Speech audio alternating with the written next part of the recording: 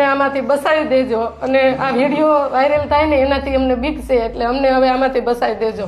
અને કીર્તિનો એટલો ધાક ધમકી છે, એના બીજા પાસે જ એના લુખાઓ પાસે જ મને ધાક ધમકી આપીને ગાળું દેવરાવે છે. પણ હું એટલી રહી નહોતી એકતી, મેં કીધું મરતા જીવતા હું આ કહેતી તો જાવ જ તે હું અત્યારે મારું ગુદરણ થેપલા વણીઓની હું ખાવું છું. તો મેં મારું મકાન એને લઈ લીધું છે, સાઈન કરીને દસ્તાવેજનું એ બધું એને બાનાખત કરાવીને મારી પાસેથી મકાન લઈ લીધું છે.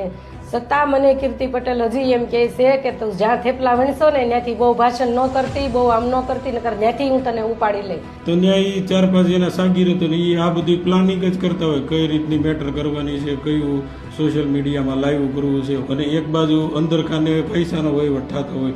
રોવાનું તો કેમ અમારા સુરતની અંદર કેવી રીતે આ મોંઘવારીમાં 5,000 તો મારું ભાડું છે, કેમ ઘર આખવું કયો? આવા વિડીયા બનાવે, આવી એવી ગાળું બોલે તો હું મારું ઈ કહેવાનું કે એને કોઈ કાંઈક કરી કેમ નથી શકતું? એના માટે બધી છૂટી જ છે.